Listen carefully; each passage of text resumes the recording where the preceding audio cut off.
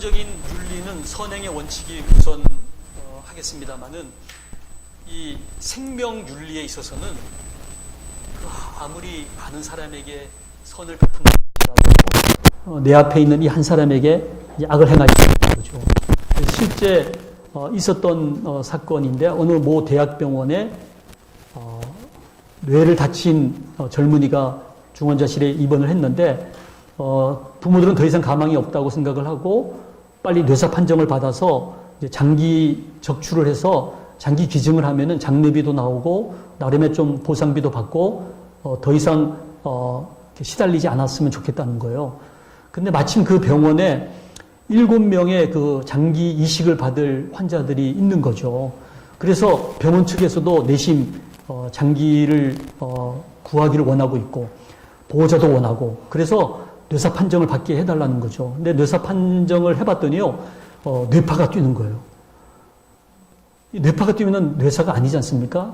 근데 그 뇌사 판정위원회가 모여서 가급적이면 장기를 적출할 수 있게 한번 해보자. 뭐 이렇게 논의가 되면서 그럼 어떻게 하느냐? 그래서 거기에 이제 그 윤리위원이 있지 않습니까? 그 윤리위원에게 당신만 사인을 해주면 나머지는 사인을 다 받았다는 거죠. 그러면 뛰는 뇌파는 어떻게 하느냐 그랬더니 그거는 염려하지 말라는 거예요. 그것은 뇌파를 찍지 말고 뇌파를 사람에게 찍지 말고 책상에다가 뇌파를 찍으면은 책상에 무슨 뇌가 뛰겠습니까? 그럼 팽팽파가 나오면은 그거를 이제 차트에 갖다 붙이면 뇌사가 된다는 거죠. 그러면 7명을 살릴 수가 있고 병원은 3억 5천만 원을 벌 수가 있다는 거예요. 보호자도 좋아하고 의사들도 좋아하고 아무도 반대할 사람이 없다는 겁니다. 그랬을 때 이 윤리위원이 이제 마지막 결정을 해야 되는데 바로 이 악행 금지의 원칙. 아무리 많은 사람, 7명의 생명을 살릴 수 있다 하더라도 또 수많은 분들이 그로 인해서 혜택을 본다 할지라도 내 앞에 있는 이 한 환자에게 악을 행하지 말라. 이것이 그 어떤 선행의 원칙보다 한다는 거죠. 굉장히 중요한 이 죽음에 대한 원칙의 선행의 원칙은 여러분들 아시는 것처럼 착한 일을 하고 선을 베풀라는 거지 않습니까? 여기에 이제 소위 그 퍼터널리즘, 이건 뭐냐면 우리가 의료진들이 부모의 입장이 되어서 환자를 돌보자는 이제 온정적 간섭주의라고 합니다만은 이런 겁니다. 말기 암 환자가 암이 다 퍼졌다고 얘기하면은 혹시 자살을 할지도 모르는 그런 심약한 환자에게 얼마 동안 자율성 존중의 원칙에 입각해서는 암이라는 사실을 본인에게 알려야 되는데 그걸 알리지 않고 거짓으로 얼버무리면서 본인에게 그 말기 암이라는 사실을 알리지 않을 수 있는 그런 어떤 예외적인 상황, 그걸 이제 온정적 간섭주의라는 것으로 이제 일부 허용을 하고 있는 그런 그것이 이제 이 선행의 원칙에 입각해서 이제 허용을 하고 있는 그런 좀 예외적인 조치죠. 예를 들어서 호스피스에서 이제 마약을 이제 써야 되는데 또 어떨 때는 마약에 너무 또 중독이 될 수 있지 않습니까? 그럴 때 이제 마약 대신에 소위 그냥 셀라인, 식염수 쓰는 경우가 있어요. 근데 새로운 마약이라 그러면서 이 셀라인을 주사하면은 환자가 너무 좋아지는 경우가 있어요. 소위 플라시보, 이제 이 위약의 효과죠. 그럴 때 의사는 거짓 행위를 하는 거잖아요. 환자에게 거짓말하고 거짓으로 속여서 식염수를 주사하는 거지만 마약 중독을 막기 위한 이제 선행의 원칙의 입장에서 그것을 윤리적으로 허용하는 이제 그런 것들이 여기에 해당이 되겠습니다. 마지막 정의의 원칙은 누구에게 먼저 이 자원을 분배할 것인가. 요즘 그 코로나로 사망하시는 분들이 많다 보니까 장례식장에 안치실이 없는 거예요.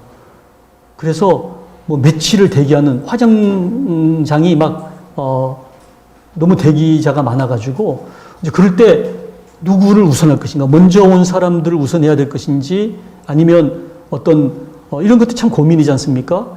중환자실 병상 또는 응급실에 베드가 제한되어 있는데 수많은 코로나 환자들이 왔을 때 어떤 환자를 먼저 입원시킬 것인가. 이런 것들이 이 정의의 원칙에 해당이 됩니다. 굉장히 간단한 것 같고 우리는 그냥 순서대로 받으면 좋을 것 같지만 절대 그 순서가 아니거든요.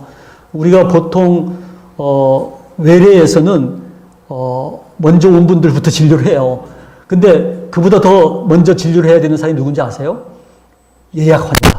예약 환자가 그 시간 맞춰서 오면은 먼저 온 사람들을 이렇게 진료를 중단하고 그 예약 환자부터 인정을 해주는 거죠. 근데 응급실은 순서가 달라져요. 응급실은 아무리 먼저 왔어도 아주 그 위급한 심폐소생술을 해야 될 환자가 앰뷸런스에 실려오면은 모든 환자를 제껴두고 그리고 심폐소생술을 하는 겁니다. 그래서 이 응급실에서는 응급 환자가 가장 우선순위가 되는 거죠. 그런 면에서 이 코로나의 우선순위가 또 많이 이제 달라지는 것을 볼 수가 있습니다.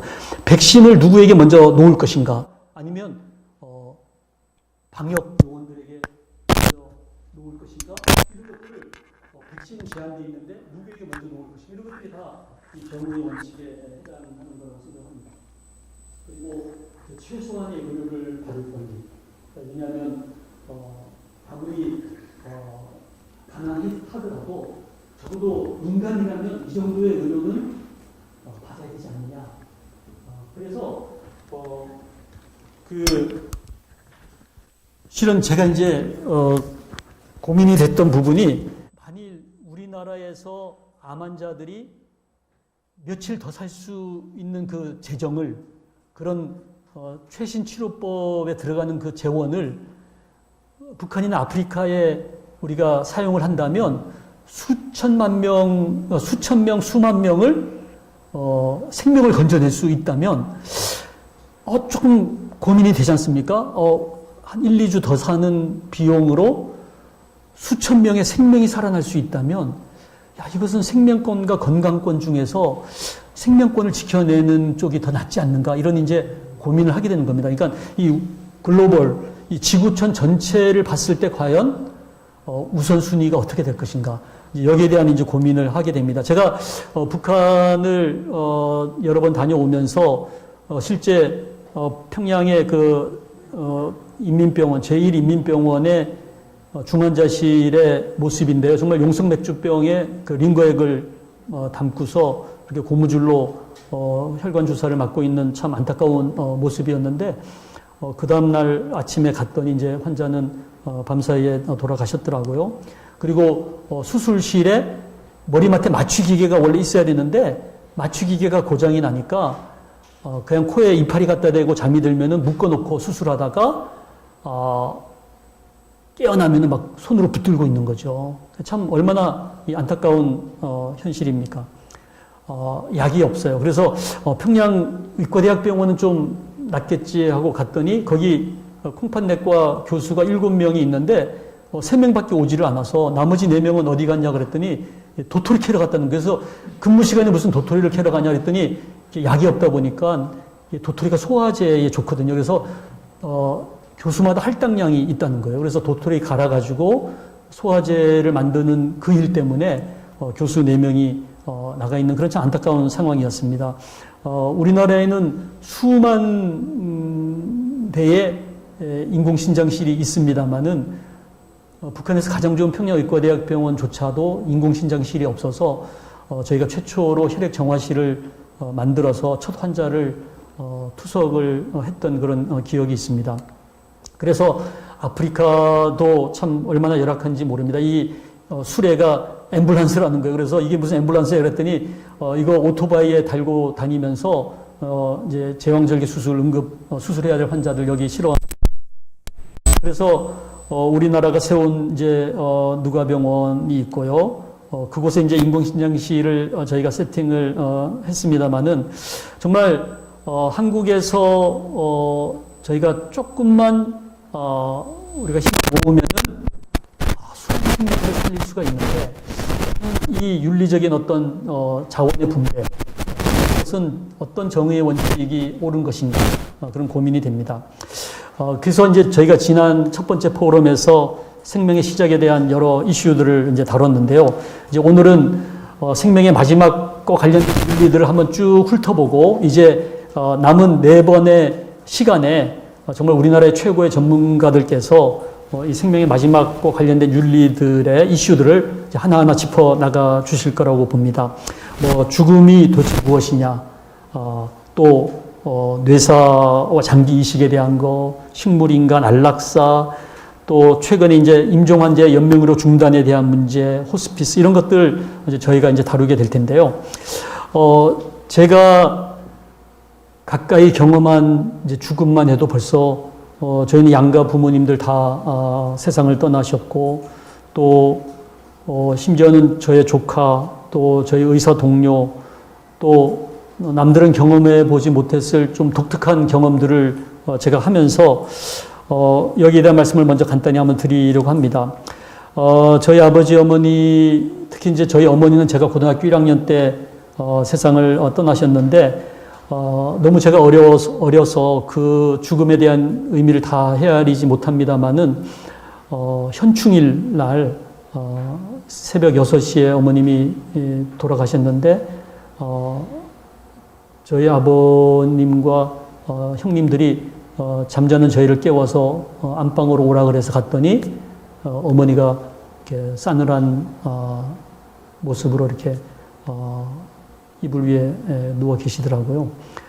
그렇지만 저는 잠시 어디를 이렇게 떠나신 것처럼 생각했지 영원한 이별이라는 생각을 그 당시에는 이제 못했더랬습니다. 그래도 어떻든 그 어머니의 그 심장병으로 고등학교 1학년 사춘기 때 돌아가심으로써 저의 인생이 바뀌게 되었고 제가 의과대학을 이제 들어가는 계기가 되었습니다만은 저희 장모님이 돌아가실 때는 제가 근무하고 있던 안양샘병원에서 마지막을 보내셔서 아주 생생하게 제가 그 죽음의 과정에 참여를 하였기 때문에 기억을 하고 있습니다. 뇌출혈이 생기셨는데 수술로 피를 뽑았습니다마는 계속적인 출혈 때문에 더 이상 희망이 없다는 거예요. 근데 이제 인공호흡기를 달고 있었는데 입으로 그 기도 삽입관을 끼워서 이게 이제 2주가 되니까요 신경외과 과장이 오더니 기관지 절개술을 해야 된다는 거예요. 더 이상 입으로 집어넣은 그 기관지 삽입 튜브에는 풍선을 불어가지고 이걸 이제 번론을 시켜가지고 이 점막이 눌러지다 보니까 괴사 현상이 생겨가지고 이 기도하고 식도 사이에 그 벽이 이제 뚫리는 거예요. 그러면 음식물이 기도로 넘어가서 이제 흡입성 폐렴이 되면서 환자가 돌아가실 수가 있다는 거죠. 폐혈증에 걸려서. 그래서 기관지 절개를 해야 된다는 거니까 그때 갑자기 이제 저희 처가 식구들이 둘로 나뉘어져서 절대 안 된다. 우리 어머니는 드라마를 볼 때도 저런 것은 절대 나는 안 한다. 이런 말씀을 하셨다. 그러면서 깨끗하게 돌아가시는 것을 원하셨다. 이렇게 반대하는 거예요. 근데 이제 저희 아내를 포함한 또 한쪽에서는 어머니가 그토록 증손주를 보고 싶어 했는데 그때 이제 저희 딸이 임신을 하고 있었거든요. 그러니까 아기가 나올 때까지는 기관지 절개를 해서라도 어머니의 소원을 들어줘야 되지 않느냐. 그러니 살려둬야 된다. 이 기관지 절개를 해서 더 시간을 끌자.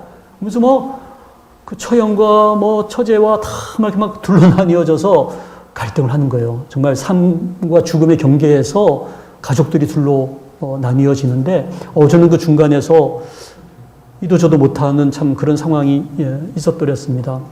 근데 이제 심장이 이제 멎게 되면서 저희가 심폐소생술을 더 이상 하지 않겠다는 이제 사인을 했었기 때문에 기관지 절개술을 하지 않은 상황에서 이제 종료가 됐습니다만은 아마 이런 그 갈등은 대부분의 그 죽음의 과정에서 겪게 되지 않나 그런 생각을 해봤습니다.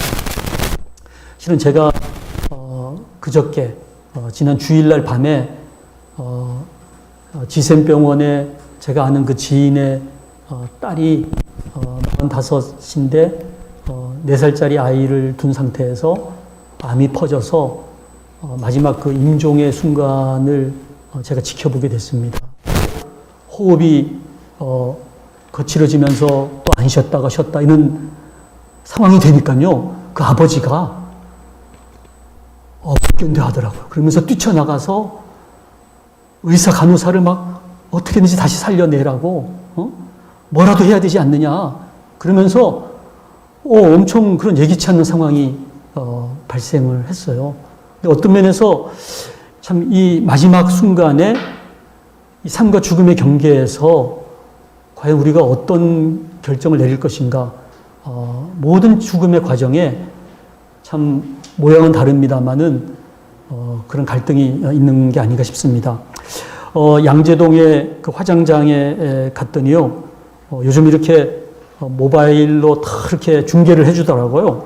그러면서 마지막 그 뼈를 분쇄하기 전에 저희 장모님의 그 뼈들을 보여주면서 마지막 작별 인사를 하라고 참 그러면서 가루가 된 그 어머님의 그 뼈를 수목장으로 이렇게 땅에 묻게 됐는데요. 너무 아름다운 그 10월의 하순이었습니다. 근데 거기 갔더니 너는 흙이니 흙으로 돌아갈지니라 이렇게 참 성경 말씀이 적혀 있었고요. 그 옆에 그 void and solid, 그 void가 우리 의학 용어로 이제 소변을 볼 때 그걸 voiding이라 그래요. 그러니까 방광을 비운다라는 뜻이죠. 비운다. 그리고 나서 solid는 다시 채워진다. 이런 뜻이거든요. 근데 정말 저희 어머님이 세상을 떠나시고 나자마자 제 딸이 손녀를 출산을 했어요. 그러니까 어머니에게는 이제 증손녀가 태어난 거죠. 그러니까 한 여인이 가고 한 여인이 이 땅에 이제 오는 참 그런 놀라운 그런 또 신비로움이 있었습니다.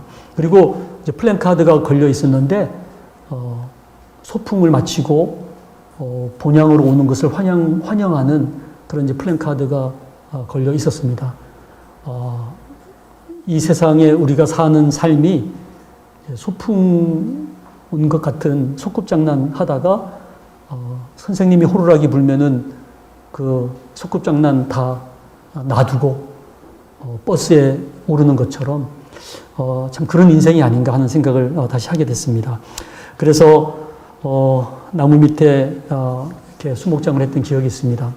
근데 제가 한 가지 놀라운 사실은 저는 환자가 죽는 줄 알았어요.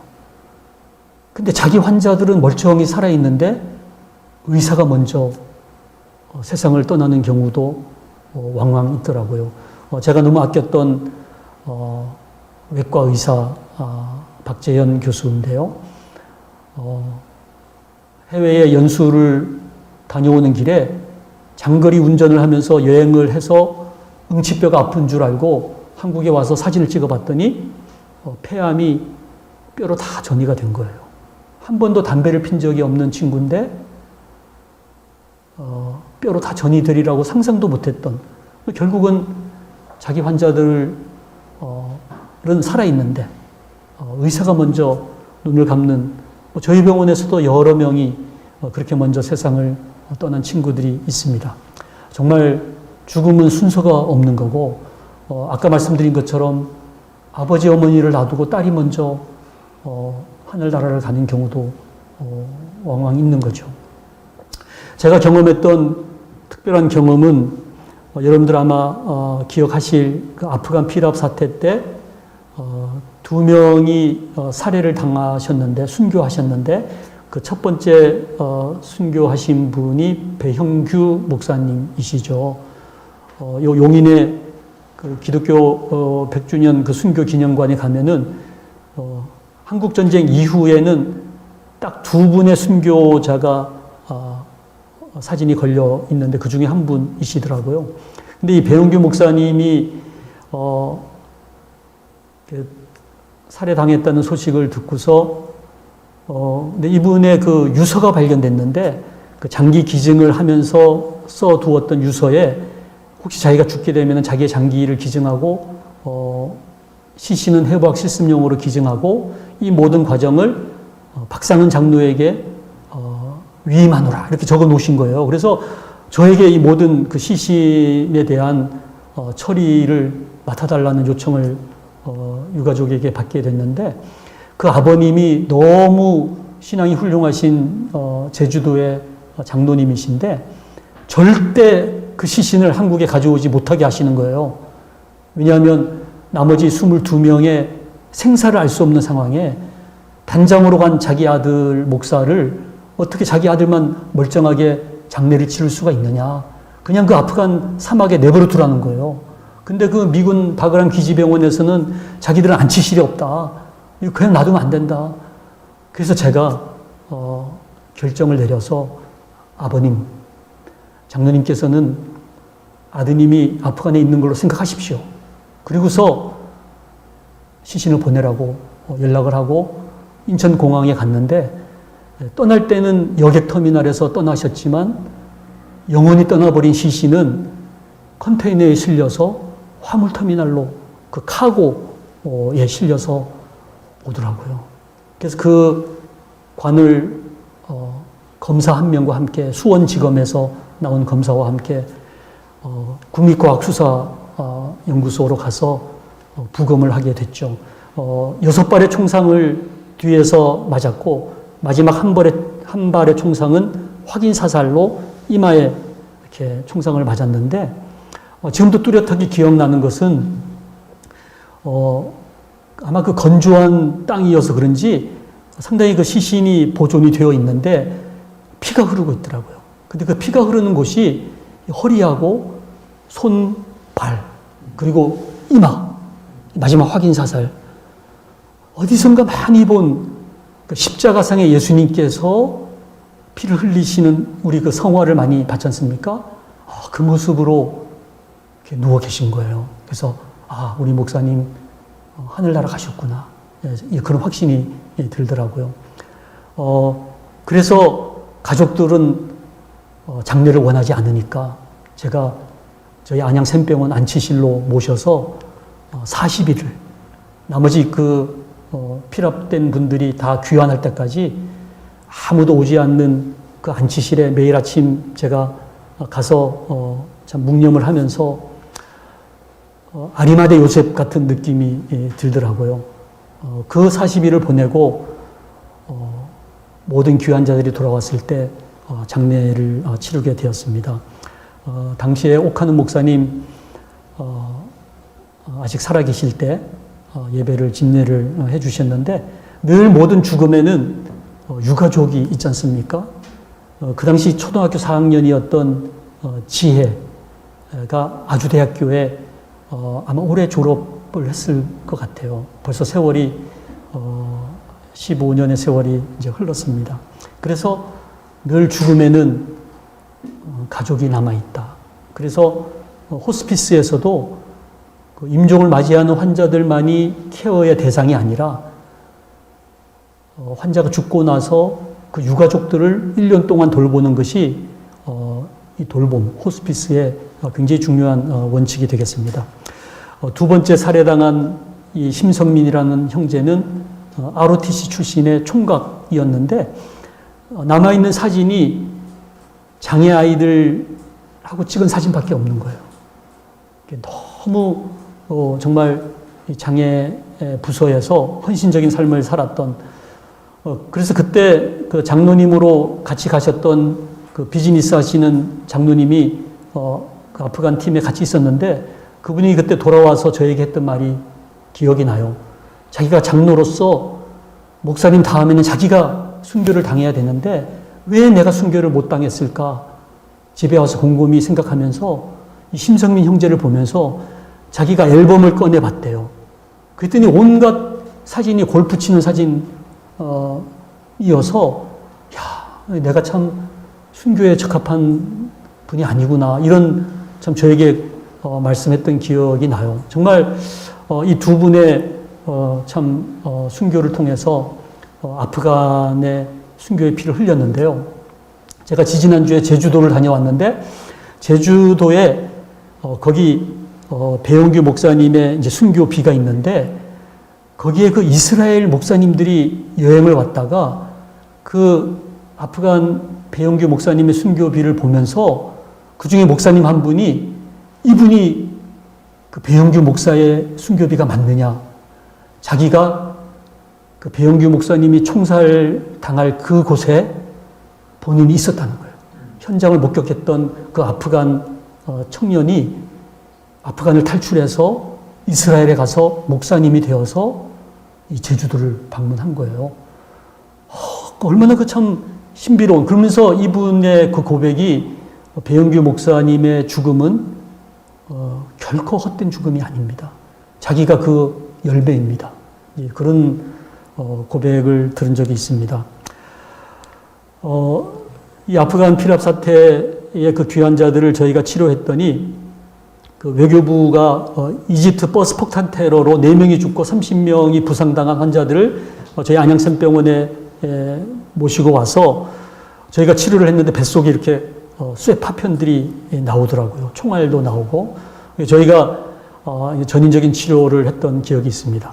세월호 유가족들 저희 병원에 입원을 해드렸었는데 제가 주치의를 했던 세월호 유가족은 남편이 세월호의 주방장이었는데 그 단원고 학생들이 돈가스를 좋아한다고 그 200명분의 그 돈가스를 큰 가마솥에 그 기름에 튀기다가 배가 기울어지니까 그 펄펄 끓는 기름을 다 뒤집어 쓰고 중화상을 입고서 마지막 힘을 다해서 비스듬한 바닥을 손톱으로 긁으면서 복도까지 가서 기절해서 쓰러졌는데 그 선장과 선원들은 그냥 발로 툭 차버리고 자기들만 구명보트를 타고 가버렸죠. 그 다음에 파도에 휩쓸려서 주방에 처박혔다가 그 실종자 끝에서 3번째 발견됐는데 딸 둘의 아들 하나가 다 회사를 그만두고 진도 팽목항에 아버지를 찾아서 내려가서 그 들어오는 시신마다 그 거죽더미를 들시면서 행여 자기 아버지인가 싶어서 그 커버를 들시면은 형체를 알아볼 수 없는 시신 109 이상을 봤다는 거 아닙니까? 그러니까 얼마나 그 마음속에 그 트라우마가 심했겠어요. 근데 이분들 종합검진 해보면 아무 이상이 없는 거예요. 그러니까 아무 이상이 없는 것이 아니라 실제 죽음보다 더한 고통의 트라우마가 그 마음에 박혀 있는데 우리가 그걸 발견할 수 있는 영안이 없는 거죠. 그래서 오늘날 정말 많은 사람들이 자기가 경험한 죽음의 그 트라우마가 실은 마음에 엄청난 그런 상처로 남아 있는데 이분들에 대한 케어를 우리가 제대로 못하고 있는 것은 아닌가 그런 생각을 했습니다. 과연 죽음이 뭘까요? 여러분들은 어떤 상태를 죽음이라고 생각합니까? 혹자는 그냥 이렇게 호흡이 없고 심장이 멎으면 그거를 죽음이라고 말씀을 합니다. 맞는 말씀이긴 한데 실제 최근에 그 부산의 모 병원에 실제 있었던 사건인데요. 응급실에 환자가 실려왔는데 숨도 안 쉬고 심장도 안 뛰고 심전도를 찍었더니 그냥 팽팽파가 되니까 이제 영안실로 보낸 거예요. 근데 이제 그 응급실에서 영안실 가는 길이 그 보도블럭으로 돼 있는데 이게 이제 카트에 눕혀서 갔는데 이게 덜커덕 하면서 이게 이제 간접적 심폐소생술이 된 거예요. 그래서 이제 안치실에 넣으려고 그러니까 으차고 그러면서 나를 왜 여기다가 집어넣냐 그러면서 깨어난 거예요. 그게 이제 신문에 보도된 적이 있는데요. 그러니까 아무리 호흡이 멎고 심장이 멎었다고 해서 죽음이 아니라는 거예요. 이 죽음은 불가역적인 심폐정지. 아무리 심폐소생술을 해도 회복되지 않는, 살아나지 않는 심폐정지가 죽음이지 무조건 숨이 멎었다고 다 죽음은 아니라는 거죠. 그런 면에서 이 죽음의 정의가 아주 간단치만은 않아요. 그 최근에 나온 책 중에 숨결이 바람될 때라는 책이 있어요. 신경외과 의사가 자기의 죽음을 아주 꼼꼼히 기록한 책인데요. 정말 이 제목이 저는 굉장히 그 시사하는 바가 큰 것 같아요. 저는 그 죽음은 그 흐름의 중단, 그러니까 생명이라고 하는 것은 이 흐름인 거, 흐름. 그래서 혈관에 피가 이렇게 흐르면 살아있는 거예요. 근데 어느 날 혈관에 흐르던 피가 멎어. 그게 죽음이죠. 또 기도의 숨구멍에 공기가 흘러야 되는데 어느 날 그 흐르던 공기가 멈춰버리는 거죠. 그 숨결이 어느 날 바람 속으로 사라져 버릴 때 그 사람은 죽음을 맞이한 거죠. 이제 그런 면에서 죽음이라는 것은 흐름의 중단인데 이 심장사, 불가역적인 심장사를 아직도 우리는 죽음의 기준으로 채택을 하고 있습니다. 그러면 뇌사는 뭘까요? 뇌사. 뇌사는 뇌 기능이 완전히 정지가 된 상태로서 이제 자가호흡이 소실이 되어서 인공호흡이 아니면은 호흡을 할 수가 없고 뇌파가 정지가 되고 1개월 이내에 결국은 심장도 멎게 될 수밖에 없는 마지막 삶의 과정이 뇌사 상태인데 우리나라에서 이 뇌사를 인정하고 있는 유일한 법이 장기등 이식에 관한 법률이에요. 그래서 형법이나 뭐 민법이나 모든 법에는 아까 말씀드린 불가역적인 심폐사가 죽음의 기준이고 이 장기등 이식에 관한 법률에만 예외적으로 장기를 본인의 동의로 기증하고 다른 사람에게 이식하려고 할 때 이 뇌사를 인정해서 장기를 적출할 수 있는 기간으로 뇌사 상태를 언급하고 있습니다. 이건 뭐냐면은 내가 한 달을 더 심장을 뛰면서 살 수 있지만 그 한 달의 삶을 내가 포기하고 다른 사람의 생명을 살리기 위해서 나의 자유의지로 자율적인 결정으로 다른 사람에게 장기를 기증하겠다고 하는 사람에게 이 뇌사의 기준을 적용해서 한 달을 더 살 수 있는 그 한 달을 다른 사람을 위해서 희생하는 것을 허용하는 법률이거든요. 그런데 만일 장기 이식할 생각도 없고 장기를 기증할 생각도 없는 사람이 뇌사라고 장례를 치르면은 그것은 살인에 해당이 되는 겁니다. 그래서 이 뇌사라는 상태는 마지막 생명의 한 달의 기간인데 그 기간에 다른 사람을 위해서 자기의 결정으로 장기를 기증할 수 있는 그런 기간이라고 이렇게 생각하시면 될 것 같습니다. 그동안 제가 이제 내과 의사로서 한 2,000명의 죽음을 지켜보면서 너무나 확연하게 그 죽음을 맞이하는 사람을 두 종류로 분류를 할 수가 있어요. 대부분은 죽음이 자기에게 다가오는 것을 알면은 엄청난 그런 반응을 하면서 그 죽음으로부터 도망가기 위해서 정말 갖은 그런 몸부림을 치면서 끌려가듯이 그 죽음을 당하는 사람이 있는가 하면요. 소수이긴 합니다만은 죽음이 자기에게 다가오는 것을 알고 그 죽음 너머에 그 무엇을 바라보는 듯이 환한 미소로 오히려 그 죽음을 맞이하러 이렇게 달려나가는 그런 분들이 있는 거예요. 그래서 죽음 너머에 그 무엇이 있길래 어떤 사람들은 도망가려고 발버둥을 치는데 어떤 사람은 환한 미소로 그 죽음을 맞이하러 달려나갈까. 이 부분에 대해서 우리 다음 주에 우리 조명진 선생님께서 그 죽음 이후의 생에 대한 말씀을 해 주실 거로 이제 기대를 하고 있습니다. 그래서 이 기독교적으로 죽음의 의미는 이제 맨 마지막 시간에 우리 이승구 교수님께서 말씀해 주시겠습니다만은 이 죽음이라는 것을 무조건 그 생명의 적이고 원수고 절망의 절정인 것만은 아니라고 봐요. 그러니까 죽음이 우리에게 주는 귀중한 의미 중에 하나는 이 죽음이 없이는 우리가 천국에 갈 수 없잖아요. 그래서 천국에 이르는 게이트, 어떤 현관이라는 거죠.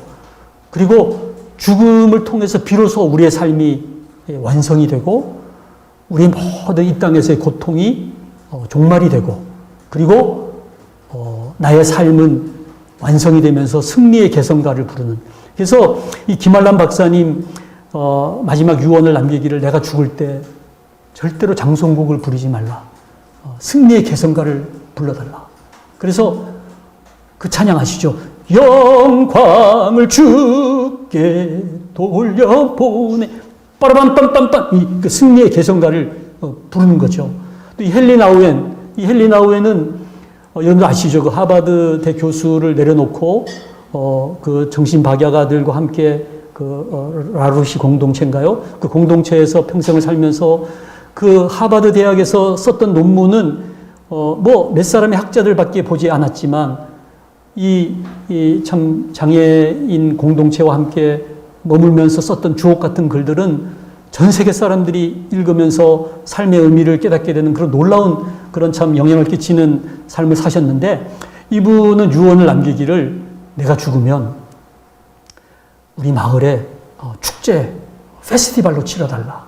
그래서 이 헨리 나우엔이 죽었을 때 그 장애 아이들이 헨리 나우엔의 관을 메고 그 마을 광장에 가서 춤을 추면서 축제를 치르면서 이 헨리 나우엔을 이 땅에 보내신 하나님을 찬양하면서 그런 그 페스티벌로 장례를 대신했다는 얘기를 들은 적이 있습니다. 우리가 바라보는 죽음은 이 세상이 생각하는 죽음과는 다르지 않습니까?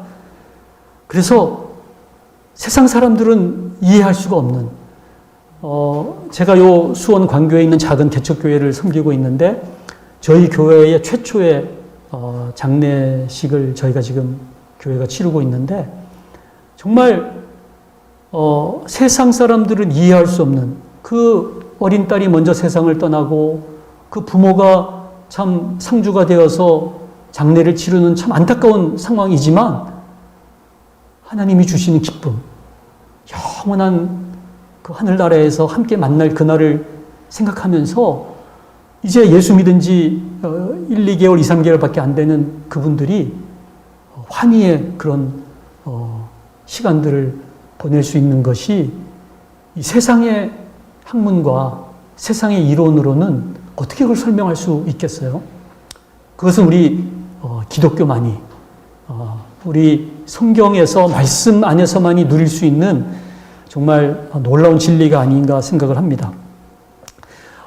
고통에 대한 것도 아프니까 청춘이다 이런 책도 있습니다마는 고난이 보석이다.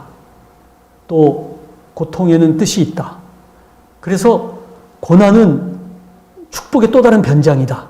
이런 얘기를 하지 않습니까? 그래서 우리가 어떤 질병으로 또 여러 가지 어려움으로 코로나로 고통을 당하고 있습니다마는 문제는 해석인 것 같아요. 같은 영도시인데 어떤 물은 얼음이 되지만 어떤 얼음은 물이 되는 거예요. 그래서 영도시가 빙점이기도 하지만 해빙점이 되기도 한다는 거죠. 그래서 우리가 어떤 관점으로 바라보느냐에 따라서 이 코로나로 인해서 고통 속에서 좌절하다가 결국은 극단적인 선택을 하는 사람들이 있는가 하면은 코로나의 이 고통이 아니었으면 깨달을 수 없는 그런 깊은 깨달음을 가지고 정말 상상할 수 없는, 이전에는 생각할 수 없는 그 다음 단계의 그런 삶을 살 수 있는 그 힘을 얻는 그런 고난으로 이 시기를 보내시는 분도 있다는 거죠. 그래서 이제 다음 주에 이 엘리자베스 퀴블러 로스에 대한 얘기를 해 주실 텐데, 이 사후생이라는 책 저도 굉장히 읽고 많은 생각을 하게 됐습니다. 여러분도 아시는 것처럼 이 퀴블러 로스가 그 나치 시대에 그 가스실에서 죽임을 당하는 그 유태인들을 마지막 인터뷰를 했지 않습니까? 그런데 놀라운 사실을 발견한 것이 그 인터뷰를 다 마친 그 유태인들이 가스실에 가는 그 담벼락에 하나같이 이 나비를 그리는 거예요. 왜 그랬겠어요? 여러분들 아마 짐작을 했을 겁니다. 우리가 이 땅에 사는 것은 어쩌면은 구더기처럼 결국 번데기가 되어서 이 세상을 마치겠지만 그 번데기 안에서 우리가 죽음 너머에 나비가 되어서 훨훨 이 땅에서 상상할 수 없었던 그런 새로운 세상을, 그런 나라를 우리가 누리게 될 것이라는 그런 상징적인 의미가 있어서 이 퀴블러 로스는 마지막 유언을 남기기를 내가 죽으면 내 무덤에 나비를 날려달라. 이런 유언을 했다는 얘기를 들었습니다. 이 안락사, 아마 또 다음 시간에 다뤄주시겠습니다만은, 간단하게 얘기하면 이런 겁니다. 뭐 안락사의 종류가 굉장히 많습니다만은, 고양이를 죽이는 방법에 두 종류가 있다고 보는 겁니다. 목 졸라 죽일 거냐, 굶겨 죽일 거냐, 무엇이 더 끔찍할까? 뭐 어떻게 생각하면 목 졸라 죽이는 게 더 끔찍할 것 같기도 하고, 또 굶겨 죽이면 그게 더 오랜 시간 동안 고통 속에 있게 해서 더 끔찍할 것 같기도 하고, 참 우리가 참 생각하기 어려울 텐데 너무 고민하지 말고 그 두 개 다 끔찍한 살인인 거죠. 그래서 사람을 안락사시키는 방법을 적극적, 소극적, 직접적, 간접적, 능동적, 수동적, 뭐 자의적, 타의적, 다양한 방법으로 이렇게 분류를 합니다만은, 실제 제가 이제 안양샘병원에 근무하는데, 그 안양의 석수동에서 어떤 일이 있었냐면은, 어떤, 이렇게 사지를 못 쓰시는, 독거 노인이, 돌아가신 채로 발견된 거예요. 돌아가신 지 거의 한, 일주 정도 넘어서, 발견이 됐는데, 그분에게, 며느리가 있었다고 해요. 근데 늘 하루에 한 번씩 이렇게 미음을 그 머리 곁에 갖다 놓으면은 이렇게 빨대로 그 미음을 먹었는데 어느 날부터 오지 않은 거예요. 그 문틈으로 바람은 스며들어오고 낙엽이 뒹구는 소리는 들리는데, 행여나 며느리가 올까 기다렸는데 안 오면서 서서히 의식이 흐려지면서 혼수 상태에 빠졌다가 돌아가신 거죠. 그 죽음이 어떤 면에서는 소극적, 간접적, 수동적, 타의적 안락사에 해당이 될 수가 있을 겁니다. 만일 그 시어머니를 인위적인 방법으로 적극적으로 어떤 직접적으로 능동적으로 이렇게 했다면 또 한쪽의 안락사에 해당이 되지만, 알고 보면 동기와 결과와 모든 것은 큰 차이가 없는 거예요. 그래서 우리가 이 안락사에 있어서는 그 어떤 안락사도 우리 기독교적인 입장에서는 허용될 수가 없는데, 이제 여기에 소위 그 연명으로 중단이라는 개념이 이제 등장을 하게 됩니다.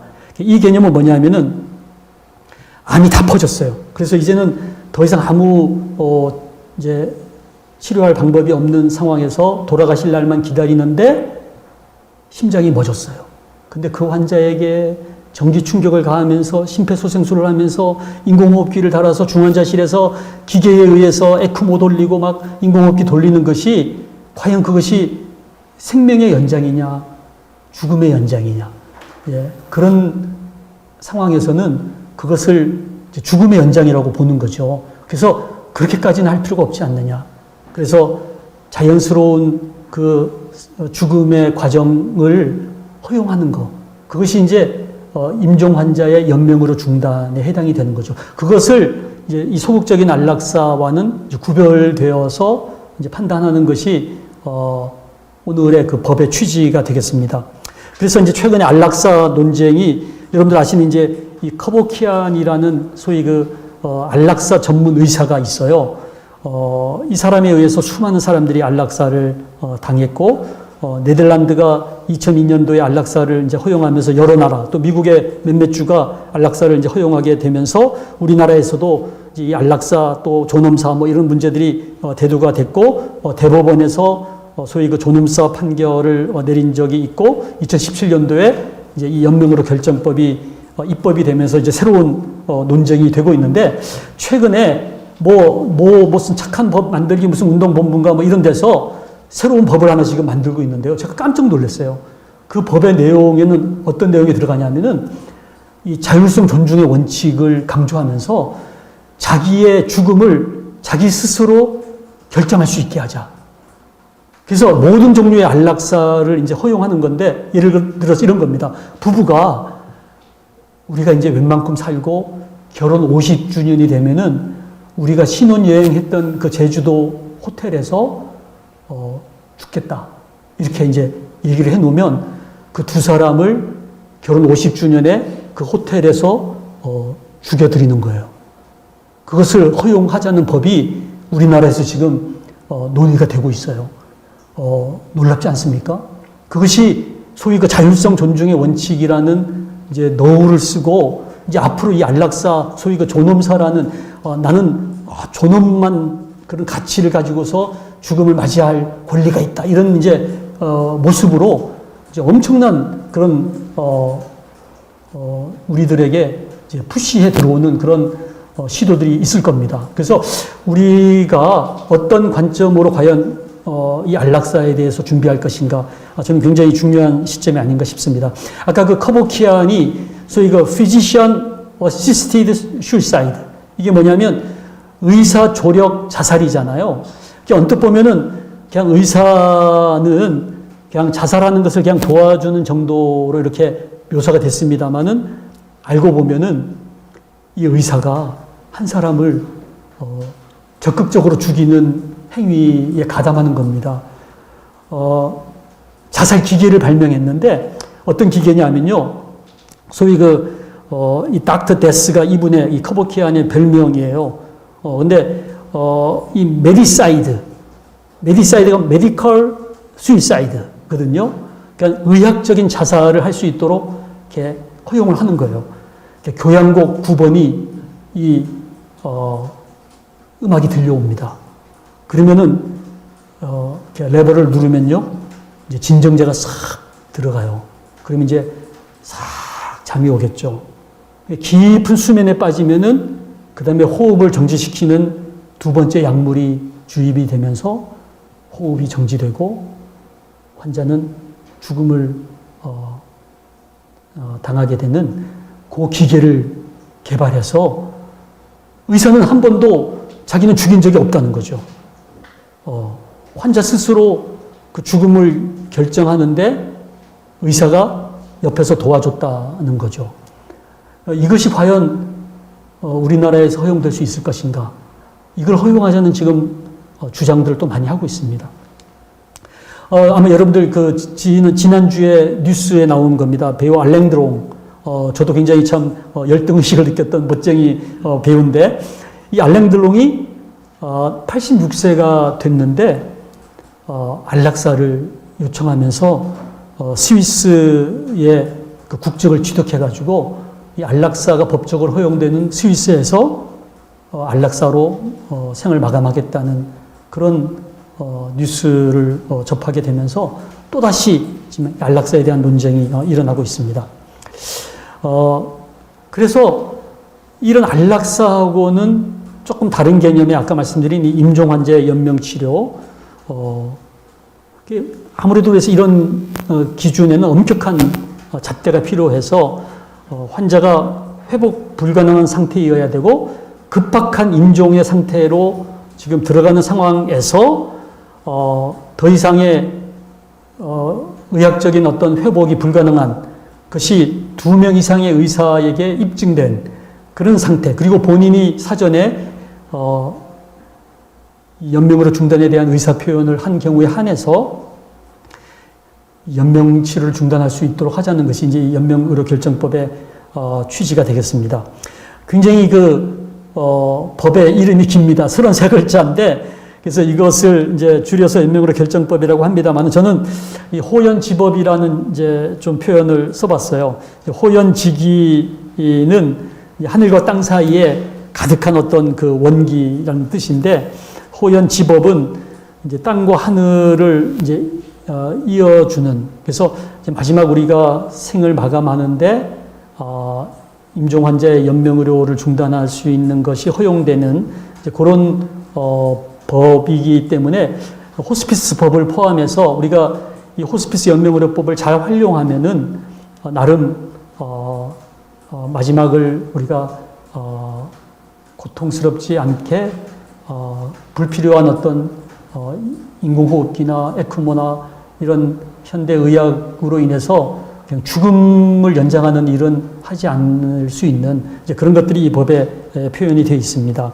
그래서 이 법에 대해서는 우리가 세 번째 우리 건국대학교 법과대학 교수님께서 상세하게 설명을 이제 해 주실 텐데요. 환자의 최선의 이익을 보장하고 자기 결정을 존중하여 인간으로서 존엄과 가치를 이제 보호하는 것이 목적이 되겠습니다. 이 법의 그 배경이 된 첫 번째 사건이 아까 말씀드린 보라매 병원 사건이고요.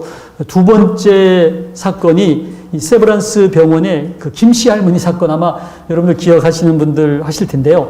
이 기원지 내시경 검사를 한 후에 갑작스럽게 식물인간 상태에 빠진 김씨 할머니를 가족들이 인공호흡기를 빼달라고 한 거예요. 왜냐하면 곧 돌아가실 분이 의미 없이 인공호흡기를 달고 있다. 그래서 대법원이 그 인공호흡기를 그러면 빼라고 결정을 했는데 막상 인공호흡기를 뗐는데 그 김씨 할머니는 돌아가시지 않은 거예요. 거의 한 1년 가까이 더 살면서 다른 원인으로 결국은 1년 뒤에 돌아가셨습니다만은 그러니까 참 이 의학이 가지고 있는 한계 또 그 대법원의 판결이라는 것이 얼마나 그런 또 불확실성의 그 어떤 데이터에 근거해서 결정을 내리는 것에 대한 또 하나의 그 사례가 되겠습니다만은 이제 이런 것들이 배경이 되었습니다. 그래서 대통령 소속 국가생명윤리심의위원회가 이제 권고안을 만들어서 2016년에 국회에서 통과해서 2017년부터 이제 법이 시행이 됐는데요. 이렇게 5가지 내용으로 되어 있습니다. 첫 번째는 모든 정부가 5년마다 호스피스와 연명으로 그 두 가지에 대한 종합계획을 수립해야 된다는 거죠. 저는 굉장히 또 좋은 내용이 들어가 있습니다. 그래서 호스피스 연명의료위원회가 만들어져서 정부의 안을 만들고 이것을 국가생명윤리심의위원회에 이제 최종 승인을 받는 이제 그런 내용으로 되어 있습니다. 그리고 이 법의 두 번째 중요한 내용이 아까 말씀드린 임종 과정에 있는 환자. 근데 여기에 앞에 단서가 있어요. 말기 환자나 식물인간 상태에 있는 환자는 아니라는 거예요. 아시겠죠? 그러니까 말기 환자에게 연명의료를 중단하면 그것은 범법입니다. 그것은 살인에 해당이 되는 거예요.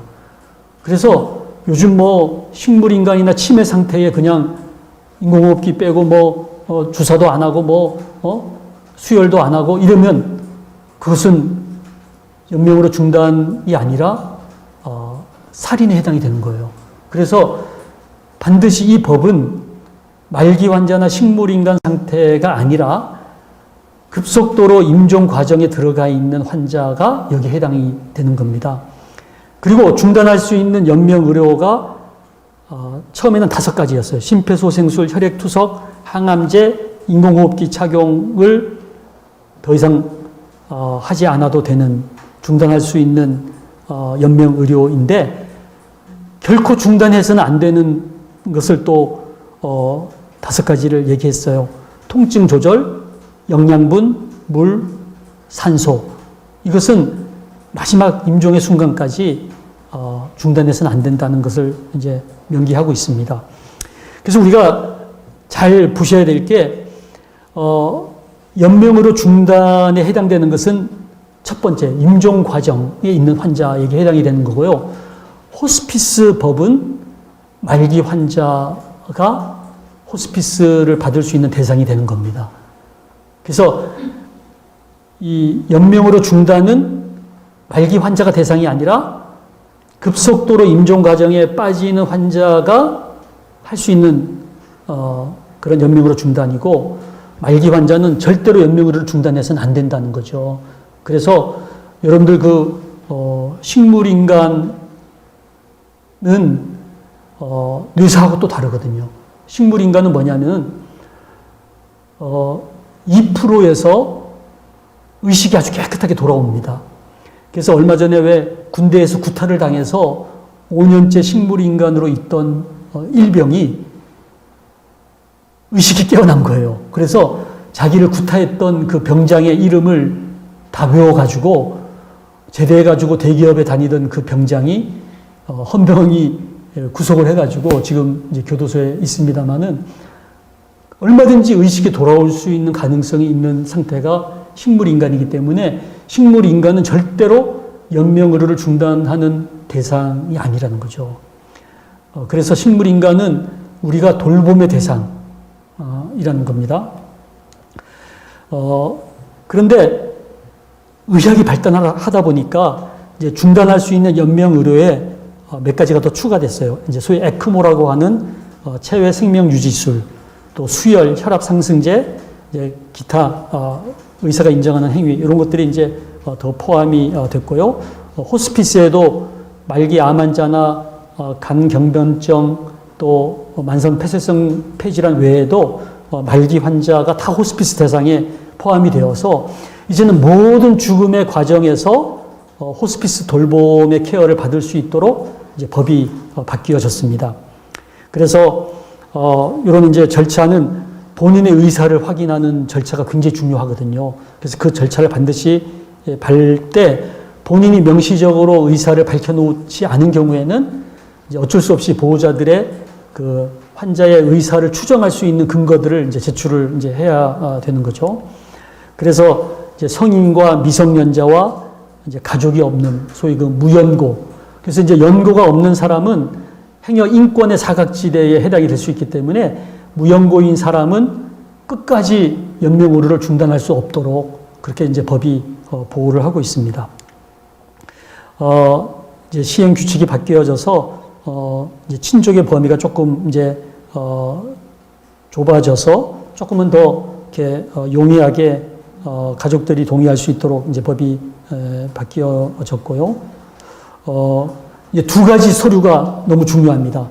사전 연명의료 의향서와 연명의료 계획서인데 사전 연명의료 의향서는 우리가 건강할 때 우리처럼 여기 모인 여러분들처럼 의식이 있고 건강할 때 자기의 자의적인 판단으로 내가 혹시 임종 상태가 임종 과정에 들어갔을 때 나는 이러한 연명으로는 하지 않겠다는 것을 스스로 건강할 때 작성하는 것이 이 사전 연명으로 의향서이고요.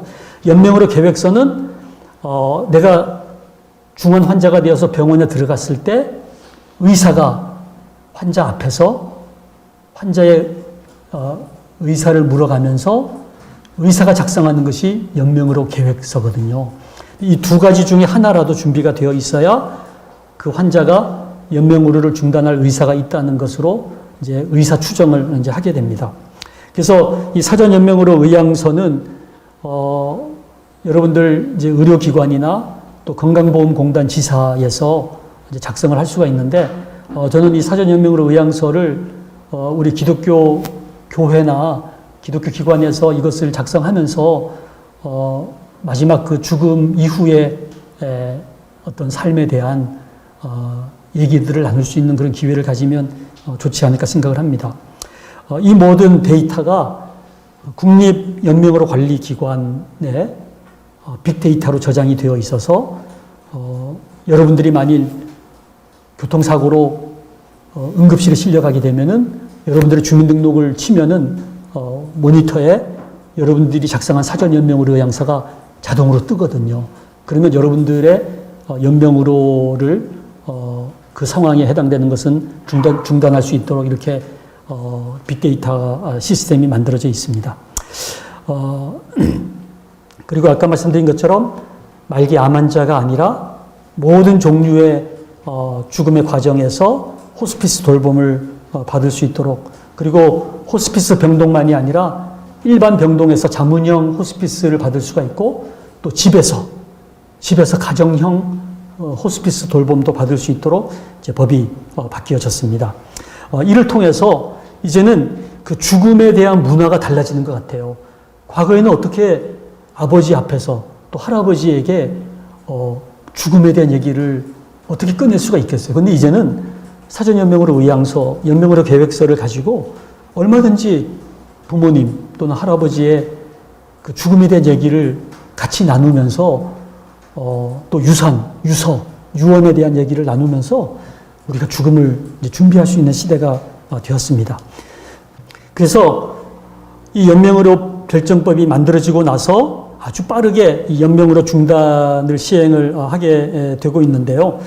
이제 조금 안타까운 것은 본인이 스스로 사전연명으로 의향서를 작성한 경우는 0.7%밖에 안 되는 거예요. 0.7%. 나머지는 다 다른 사람이 대신 보호자가 또 의사가 대신 결정을 해가지고 연명으로 중단이 이루어지다 보니까 이것이 과연 본인의 자기 결정이라고 볼 수가 없지 않는가, 이제 이런 그런 의문이 들고 있습니다. 호스피스는 우리 넷째 주에 우리 원주희 목사님, 여러분들 잘 아시는 그 샘물 호스피스를 우리나라의 가장 규모도 크지만 또 아주 양질의 호스피스를 제공하는 그런 샘물 호스피스의 사례를 말씀해 주실 텐데, 마침 이 합동신학대학원 출신의 목사님이시고 약사님이신데 여러분들이 기대해도 좋을 것 같습니다. 그래서 이 호스피스는 전인적으로 접근하는 거죠. 육체적인 고통, 통증 조절도 해드리지만 정서적으로 또 관계를 맺게 해드리고, 그리고 또 영적인 그런 건강까지 체크하면서 마지막 죽음의 과정을 잘 섬겨드릴 수 있는 것이 호스피스가 아닌가 생각을 합니다. 우리 국민들이 원하는 호스피스 대상 질환이 이제는 뭐 치매, 파킨슨, 뭐 뇌졸중까지 이렇게 확대가 되고 있습니다.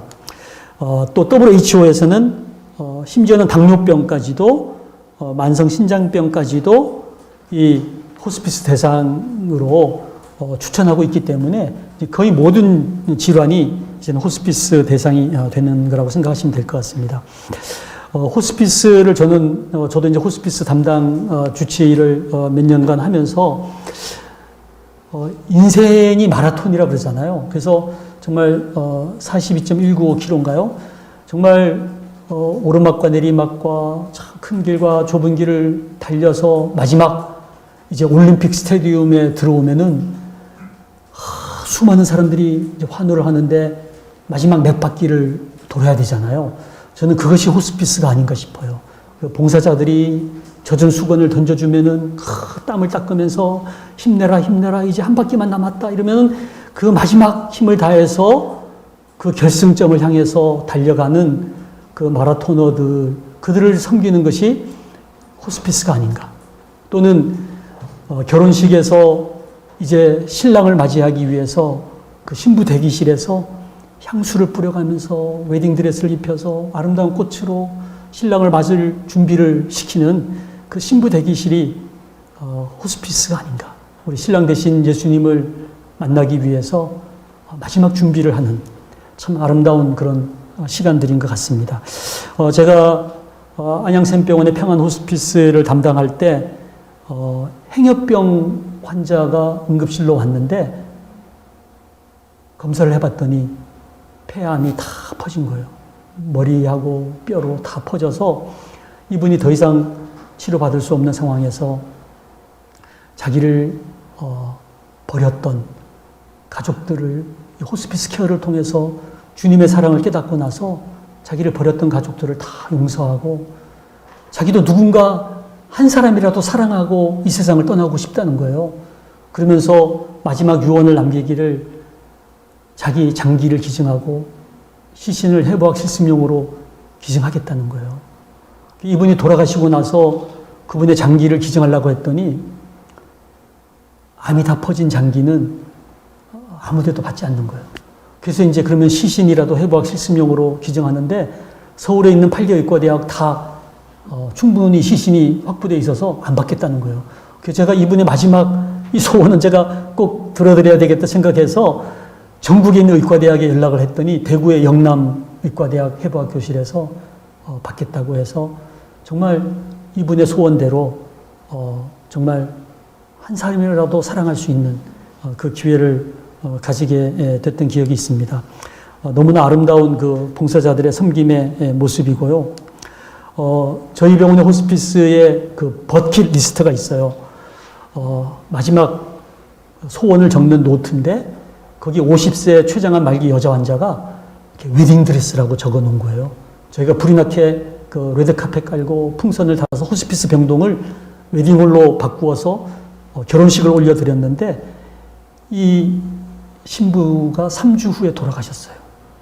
이분의 두 번째 버킷리스트가 남편이 불러주는 노래를 들으면서 죽고 싶다는 거예요. 저희가 언제 돌아가실지 모르니까 상태가 나쁠 때 함께 찬송가를 부르기 시작했는데 300곡을 부를 때 돌아가셨어요. 두 가지 꿈을 다 이루고 돌아가셔서 저희가 저희 병원 호스피스 병동을 꿈을 이루어 드리는 병동이라고 이렇게 부르고 있습니다. 다음 주에 말씀해 주실 우리 키블러 로스의 임종의 5단계. 근데 이것이 조금 사람마다 다르기도 하고요. 한국 사람들은 또 이것을 4단계라고 또 주장하시는 학자들도 있습니다만은 어쨌든 이런 단계를 밟는 거예요. 처음에 죽음이 자기에게 다가오면은 말기 암이라는 선고를 받으면은 첫 번째 반응이 오진이라는 거예요. 그래서 다른 병원, 그러면서 수많은 병원을 소위 그 헌팅이라고 그러죠. 의사들 사냥하면서 이 병원 저 병원 다니면서 자기는 절대로 암이 아니라고 이 디나이얼을 한다는 거죠. 그러다가 이제 분노하는 거예요. 마누라가 당할 병이 왜 나에게 왔냐 이러면서 막 분노하면서 심지어는 의사 멱살도 잡고 막 따귀도 때리고 하는 그런 분노가 일어나는 단계를 거치면 이제 타협을 하는 거죠. 이 병에서 나를 살려주면 개척교회를 짓겠다. 또는 뭐 헌금을 하겠다. 이러면서 이제 바게이닝을 하고요. 그 다음에 이제 우울에 빠지는 거죠. 요때 자살을 많이 해요. 그래서 호스피스 병동도 자살할 가능성이 있어서 저희가 암병동이나 호스피스 병동에 굉장히 자살에 대한 예방을 하고 있는데 이 우울의 시기를 잘 보내야 되고 마지막 이제 수용의 단계로 접어들어서 각 단계마다 우리가 그 임종의 환자들을 조금은 더 다른 방법으로 이렇게 섬세하게 섬겨야 될 것 같습니다. 이 말기 환자의 심리로는 이제 상실감, 두려움, 절망감, 예측된 슬픔, 불안, 비이성적 대처가 있는데요. 정말 특히 요즘 이 도시화 현상이 되고 핵가족화가 되면서 과거에는 증조 할아버지가 돌아가시는 모습을 어릴 때 보다가 그 다음에 할아버지, 할머니의 죽음도 경험하고 아버지의 죽음도 경험하고 또 앞들에 있는 소가 나이가 들어서 그 원앙소리인가요? 그 영화에 보면은 그런 장면도 나오지 않습니까? 늙은 소가 죽어가는 모습과 또 자연의 그 변화들을 보면서 죽음에 대한 준비를 하는데 도시화, 또 핵가족화. 그래서 죽음을 경험하는 것이 그냥 삼성서울병원 장례식장에 그냥 국화 한 송이 올려놓고 부조금 주고 오는 것이 유일한 죽음에 대한 경험에 이런 너무나 참 어설픈 준비를 하고 있다가 어느 날 갑자기 자신의 죽음을 맞닥뜨리게 되는 거죠. 그래서 저는 이제는 조금 더 죽음에 대한 준비가 필요하지 않을까. 이번에 그 초대 문화부 장관을 지냈던 이어령 장관께서 마지막 그 암투병을 하시면서 모든 항암제를 거부하시고 자신이 의식이 있는 동안 죽음을 생각하면서 책을 쓰게 되었는데 그 책이 이제 시판이 됐고 딸의 죽음을 통해서 기독교를 발견하게 되고 자신의 죽음을 이제 해석하면서 정말 너무나 잘 죽음을 준비하면서 메멘토 모리 죽음을 생각하자 하는 그 귀중한 그 사명 유언을 남기고 세상을 떠나셨는데 이제는 우리가 조금은 더 적극적으로 죽음을 준비해야 되지 않을까. 또 교회에서도 우리 신학대학원을 졸업하시고 목사님이 되시는 우리 목회자들께서 강단에서 말씀을 통해서 또 여러 소그룹 모임을 통해서 성도들이 죽음을 잘 준비할 수 있게 그렇게 해야 되지 않을까 생각을 합니다. 먼저 세상을 떠난 우리 김수지 간호사 교수님, 우리나라 최초의 간호학 박사시고 또 나이팅게일 참 수상을 하신 분이신데 사람 돌봄 이론을 만들어서 WHO 세계보건기구가 죽음의 과정에 이분의 돌봄 이론을 적용하는 것이 제일 좋다는 그런 추천을 해주신 인터퍼스널 케어링의 10가지 원칙이 나와 있어요. 그래서 이런 방법을 사용을 해서 임종 과정에 있는 분들을 우리가 돌봐드리면 좋겠다라는 생각을 합니다. 마지막으로 이제 호스피스 봉사자들 또 이제 우리가 앞으로 돌봄 사역을 할 때 우리가 가져야 될 윤리적인 태도가 어떤 것인가. 이 호스피스 병동이라고 하더라도 아까 제가 말씀드린 것처럼 본인이 암이 다 퍼진지 모르시는 분들이 간혹 계세요. 이제 본인이 알면 섣부른 행동을 할까봐. 근데 이제 호스피스 봉사자들은 뭣도 모르고 와가지고 대장암 말기실에며 이러면서 이제 환자에게 얘기하면서 막 난리가 나는 경우도 있거든요. 그래서 이제 의사, 간호사와 커뮤니케이션 하면서 그들을 방해하지 않으면서 또 환자에 대한 최소 정보를 우리가 파악하면서 또 자기 환자에게 집중하느라고 같은 병실에 있는 다른 환자들에게 이제 폐가 되는 경우가 많거든요. 그래서 그 병실에 있는 모든 환자가 나의 환자인 것처럼 함께 인사하고 함께 먹을 것도 나누고 그리고 자기 환자에게 이제 집중할 그런 에티켓이 필요할 거라고 봅니다. 그리고 예기치 않은 문제가 발생했을 때 몇 년 호스피스 봉사를 하다 보면은 웬만한 간호사 못지않게 석션도 잘하고 이렇게 카테타도 막 꼽고 하거든요. 그런 의료 행위를 하다가 얼마 전에 그 의료법 위반으로 고발당한 적도 있어요. 그래서 절대 그 의료 행위를 하지 않고 병동의 간호사, 의료진들을 호출하는 게 좋을 것 같고요. 제가 그 전에 있던 병원에서 호스피스를 담당하는데 어떤 일이 있었냐면요. 호스피스 병동을 딱 제가 회진을 하는데 어떤 호스피스 봉사자가 세숫대야에 이렇게 막 뭐를 가지고 온 거예요. 그러면서 환자에게 먹이는데 보니까 깻잎에 그 구더기를 씻어가지고 와가지고 구더기를 깻잎에 막 싸가지고 환자에게 먹이니까 막 구더기가 막 코로 나오기도 하고 막 입으로 기어 나오기도 하고 그러는 거예요. 그래서 이게 왜 그러시냐고 그랬더니요. 이분이 이렇게 막 어디를 인터넷을 뒤져서 이 암에는 이 살아있는 구더기가 좋다는 얘기를 듣고서 우리나라 그 재래식 화장실을 찾아서 시골에 가가지고 그 꿈틀거리는 그 구더기를 생포를 해야 되니까 그거를 그 씻는 물에 톡 씻어가지고 살아있는 채로 먹이고 있는 거예요. 얼마나 그 정성이 지극합니다마는 저는 정말 심장이 멎는 줄 알았어요. 그래서 아무리 좋은 치료법이 있다 하더라도 환자한테 직접 하시면 안 되고 이제 의료진들하고 상의를 해야 된다는 거죠. 마지막 저는 가장 중요한 것이 이 호스피스 환자들 또 임종을 맞이하는 환자들은 그 누구에게도 말 못한 그 어떤 비밀들을 의료진들이나 아니면 호스피스 봉사자에 대해 이렇게 고백하는 경우가 있거든요. 실제 어떤 일이 있었냐면 그 담도암 환자이셨는데 이분이 이제 그 두 집 살림을 하시고 그 정말 원래 그 오리지널 정말 아내하고는 살지 않고 세컨드하고 사는 그런 상황에서 이제 암이 퍼진 거예요. 근데 이분이 이제 호스피스 봉사를 경험하면서 이제 원처하고 화해를 하고 싶다고. 그래서 원래 이 호스피스가 이 관계를 회복하는 게 호스피스의 중요한 사역이어서 수소문을 해가지고 그 원처를 모시고 와서 화해를 했어요. 그래서 딸하고 같이 온 그 아내하고 용서를 구하고 얼마나 같이 울면서 이제 화해를 했는데 그러고 나서 그 호스피스 봉사자에게 자기 그 세컨드에게 쪽지를 전해달라면서 또 이제 기도 제목 같이 이제 이 호스피스 봉사자가 그 들은 얘기를 딴 사람들에게 하게 됐는데 그 얘기가 흘러 그 원처가 알게 된 거예요.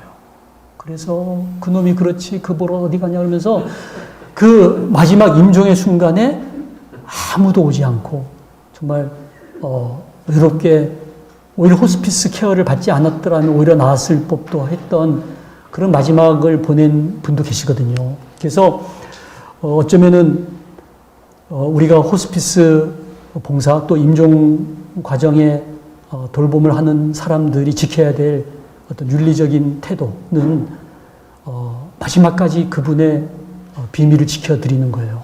그래서 저는 어떤 면에서 그 호스피스 봉사자가 입는 가운, 그것이 일반적인 어떤 테크니션, 자동차 정비공들이 자동차 기름때 묻지 않게 걸쳐 입는 유니폼이 아니라 호스피스 봉사자가 입는 가운은 저는 성직자 또는 판사 또는 의사들이 입는 가운 있지 않습니까? 이 소위 그 프로페셔널이라고 하는 전문직의 그 가운의 의미는 인간이 할 수 없는 역할을 신을 대신해서 한다는 뜻이 있거든요.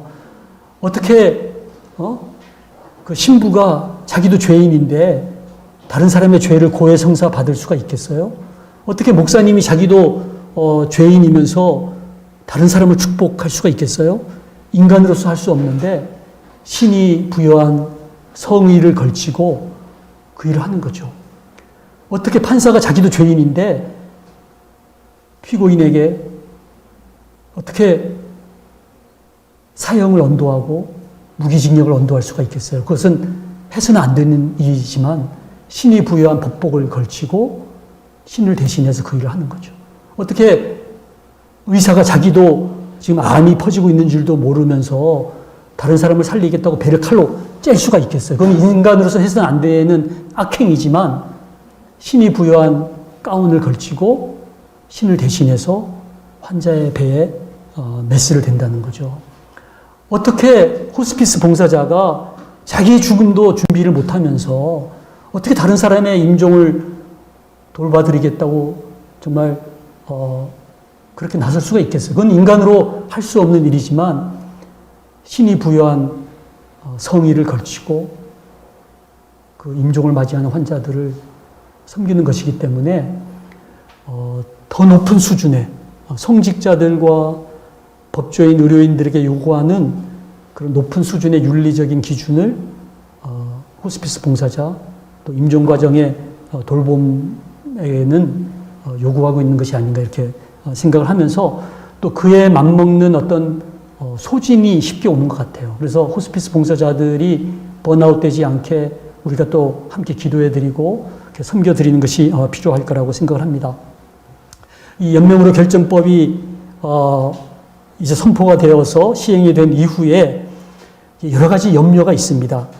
첫 번째는 자기 결정권이라는 이름으로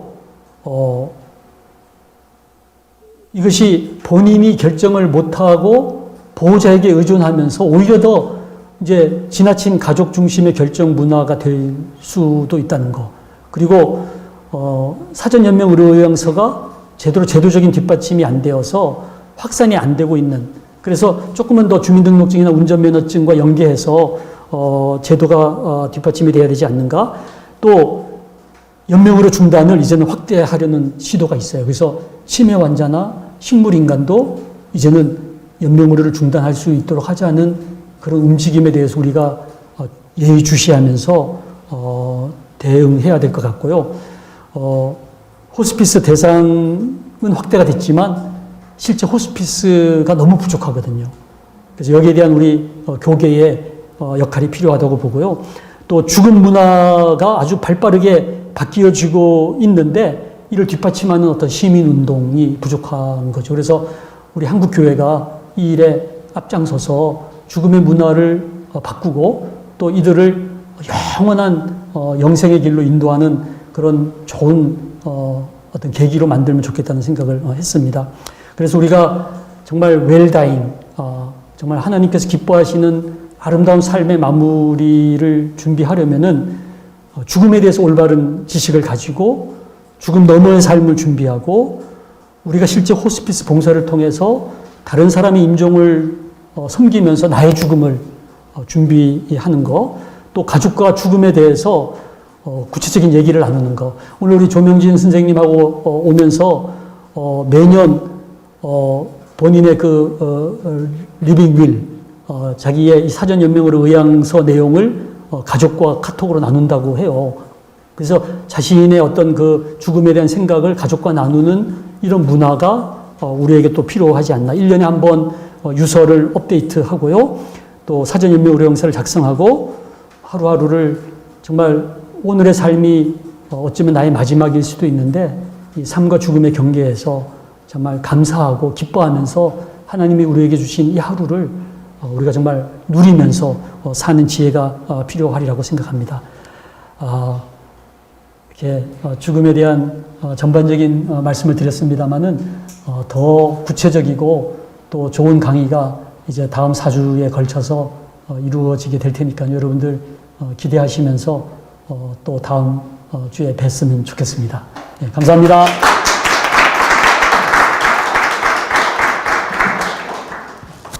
질문, 궁금하신 거 뭐든지 됩니다. 뭐든지 다 대답하실 수 있는 분이시니까 누구든지. 예, 여기로 오시면 됩니다. 예, 앉으세요. 그 죽음에 대해서 고민하는 약간 기회로 생전장례식이라는 그 혹시 그 영상 보신 분 있어요? 그 생전장례식을 이렇게 약간 교회에서나 아니면 좀 시도를 해보면은 좀 그런 안락사나 그런 거에 대해서 좀 대비할 수 있는 혹시 방법 중 하나가 되지 않을까 생각을 해봤었는데 생전장례식 문화에 대해서는 저도 이제 깊이 생각을 못 해봤습니다만, 이제 앞으로 굉장히 과학이 발달하면서 또 이제 디지털 시대에 또 사이버 또 우리가 AI 시대를 맞이하면서 소위 이제 가상현실이라는 것도 있지 않습니까? 그래서, 미리 어떤 자신이 죽어가는 과정을 실제 자기가 그런 한번 상황 속에서 맞닥뜨려지는 그런 경험을 해볼 수 있는 그런 기회는 점점 많아지는 것 같아요. 이제 과거에는 저도 조금 참여해봤습니다만은 이제 관을 갖다 놓고 실제 그 관 속에 들어가서 못을 박아요. 그러면 정말 깜깜한 그 관 속에서 자기 몸 겨우 들어가는 관 속에서 1시간 정도의 침묵과 외로움과 그 죽음을 경험하는 거죠. 그리고 또는 밖에서 애곡하는 동료들의 애곡 소리가 들리고 또는 찬송가가 흘러나오고 이런 것들이 이제 하나의 우리가 죽음을 경험해 볼 수 있는 여러 가지 시도들이 이루어지고 있는데 이제 사전 장례식도 그 중에 이제 하나일 수 있다고 보고요. 또는 이제 가상 현실이나 여러 가지 것들을 통해서 자신의 죽음을 한번 예견해 보고 죽음을 경험해 보는 것은 우리의 죽음 교육에 도움이 될 수 있을 것 같은데, 이제 여기에 관한 어떤 신학적인 또 해석이나 그런 고민들에 대해서는 이제 마지막 시간에 우리 교수님께서 좀 해줄 거라고 보고요. 그 생전 장례식에 대한 이제 상세한 내용은 우리 좀 다음에 강사들께서 조금 더 한번 준비하셔가지고 말씀을 드리도록 하고요.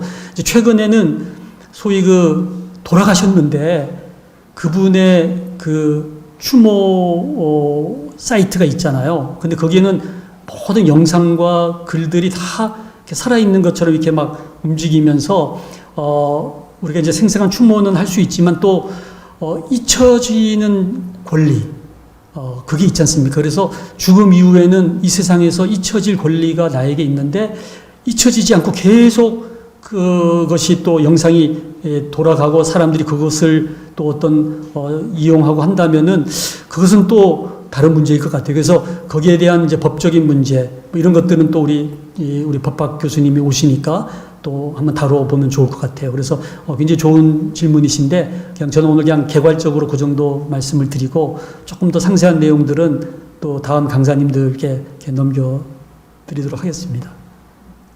제가 봤던 생전장례식은 말기 환자분들 대상으로 죽음 좀 직전에 계신 분이 주변 친지들이나 가족들을 불러서 무단 얘기를 나누고 그런 장례식을 생각했었는데 이것도 네네네. 예, 그것도 아주 좋은 저거고, 이제 호스피스 병동이나 보면은 임종 과정에서, 그 다양한 이제 그 세레모니들을 하더라고요. 그래서 정말 그 이제 아주 깜짝 그런 본인이 모를 정도의 뭐 생일 파티도 하고 그러면서 좀 살아 생전에 이제 마지막 추억이 될 만한 이제 그런 추억들을 만드는 일들을 하고 있고요. 최근에 앰뷸런스 소원 재단이라는 거를 또 만들어서요. 아까 얘기한 그 버킷리스트 마지막 소원을 들어주는 그런 재단이 만들어져서 원하는 그런 아름다운 곳에 추억이 담긴 곳에 모시고 가고 또 자기가 만나고 싶었던 뭐 야구 선수 얼마 전에 이만수 감독을 만나고 싶어하는 말기 암 환자를 이만수 감독을 만나게 해드렸거든요. 평생의 꿈이었는데 그 꿈을 이루고 그 이제 돌아가신 분도 계세요. 그래서 이제 그런 마지막 소원을 이루어드리는 그런 앰뷸런스 소원 재단도 있는데 굉장히 좋은 제안인 것 같아요. 그래서 또 자신이 이제 죽음을 맞이한다는 전제하에 마지막 말씀도 이렇게 남기면 그 자체가 정말 또 유언이 될 수 있는 그런 기록이 될 수도 있으니까요. 거기에 대한 좀 우리의 여러 가지 접근이 필요하지 않나 싶습니다. 네, 혹시 또 다른 분 계신가요? 아, 네.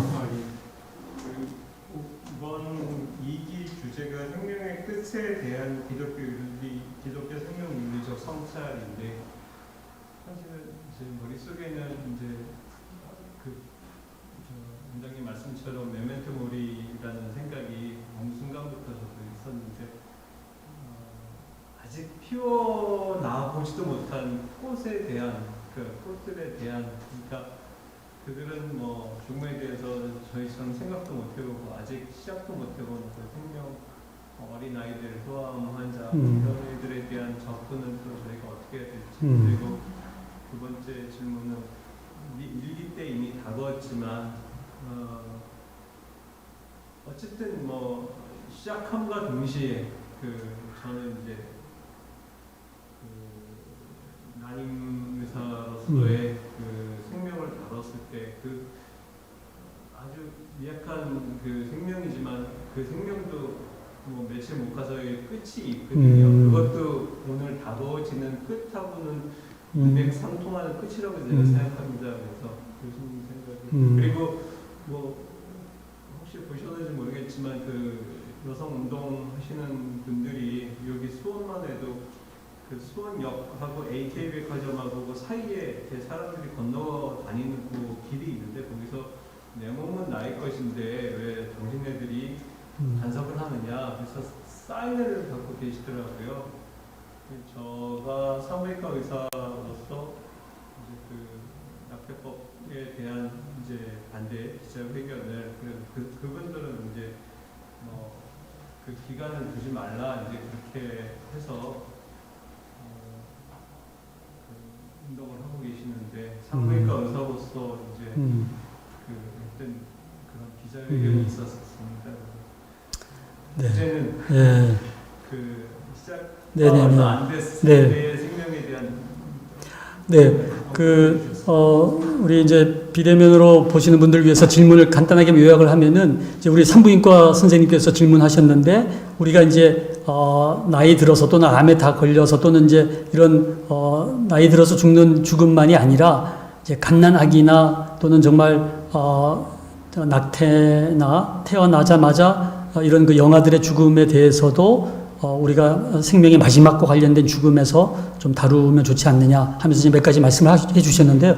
실은 이제 제가 굉장히 인상 깊게 지난 생명 주간에 두 번째 강사가 고대 홍순철 산부인과 교수님이 자기가 직접 이 위기 분만을 담당하는 교수신데 문해아 있죠, 문해아. 뇌가 이렇게 형성되지 않는 문해아를 임신한 여성과 이렇게 상담을 하다가 이 부부가 문해아지만 끝까지 임신을 지속해서 그 생명을 하루라도 이렇게 만나기를 원하는 거예요. 그래서 임신을 지속하기로 하고 분만을 했는데 뇌가 이제 형성이 안 돼 있죠. 거기에 이제 모자를 씌우고 그 아이가 5일을 살았대요. 5일.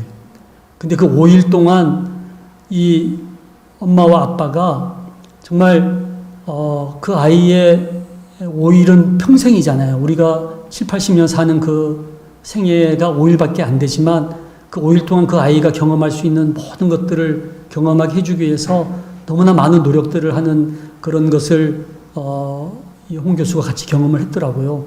그러면서 우리가 만약 5일을 더 산다면 어떻게 살까? 우리가 고민해 보면은 하고 싶은 거 있잖아요. 그 아이의 입장에서 이 아이가 5일밖에 안 되는 인생을 살 때 무엇을 하고 싶어 할까? 그러면서 너무나 아름답게 시간을 이제 보낸 거죠. 그래서 우리는 80년 살았는데 그 아이는 5일밖에 안 살았지만 어떤 면에서 하나님이 보실 때 멀리서 바라보면은 10층 아파트나 40층 아파트가 하늘에서 보면은 별 차이가 없는 것처럼 그 5일의 인생이 너무 아름다운 것 같아요. 실은 이제 그런 것들, 이 죽음, 생명의 마지막과 관련된 이슈에서 함께 다뤄도 좋을 것 같고요.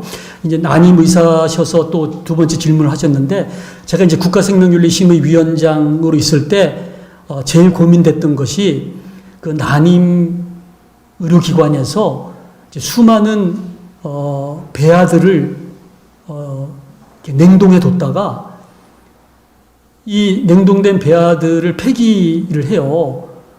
그럴 때 대부분 어떤 처리 절차가 없는 거예요. 그래서 그냥 흐르는 수돗물에 이렇게 그냥 흘려보내거나 워낙 작은, 눈에 보이기, 띄지 않는 것들이다 보니까 그래서 어떨 때는 다른 고름덩어리하고 그 적출물 처리에 같이 섞여서 그냥 버려지는 거예요. 그 살아있는 생명체인데. 그래서 제가 우리 국가생명윤리심의위원회의 안건으로 제가 제안을 한 것이 우리가 자그마한 장례식이라도 치르자.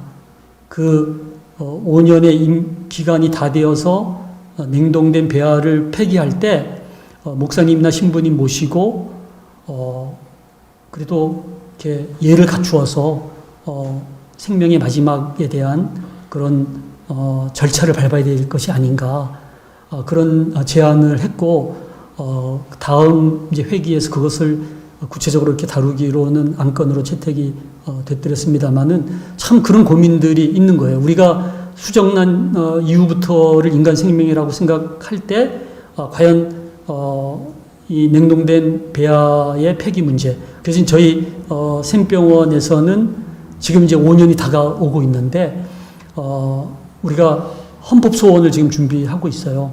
그래서 우리가 더 지켜내겠다. 또는 필요하면은 어떤 입양이나 이런 절차를 밟아서 생명으로 어떤 잉태될 기회를 제공해야 되지 않는가 하는 이제 법적인 절차를 밟으려고 하는데 이런 노력들이 우리 교계에서 또 생명 윤리를 하는 우리들에게 필요한 또 어떤 이슈가 아닌가 생각을 해봅니다. 네.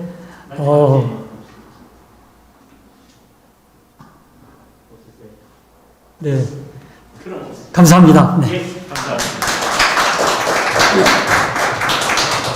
그러면 우리가 늘 했듯이 기도하고 제가 광고하고 마치도록 하겠습니다.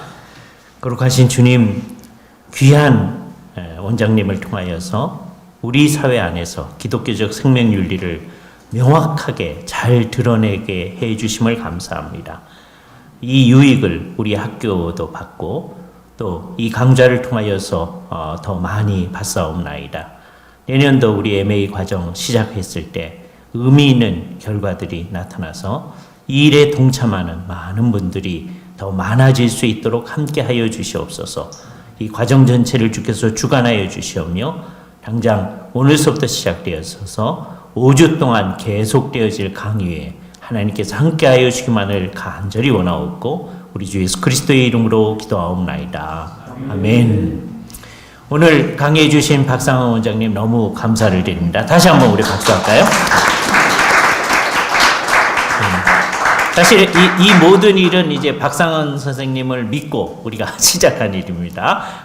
정말 그래서 근데 이제 이 일을 또 잘 뒷받침해 주시는 분들이 계셔서 너무 감사하고요.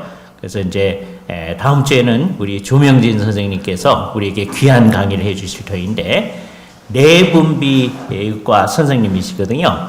그런데 죽음에 대해서 특별한 관심을 가지고 공부를 하신 분입니다.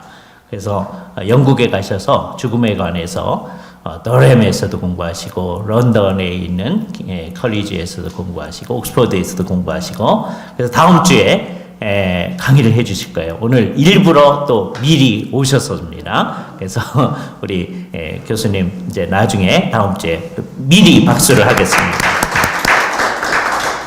그러니까 여기 오신 분들은 다음 시간에 다 오시고요. 온라인으로 많은 사람들이 볼 수 있도록 다 여러분들이 광고해 주시기를 바랍니다. 감사합니다. 마치겠습니다. 수고하셨습니다.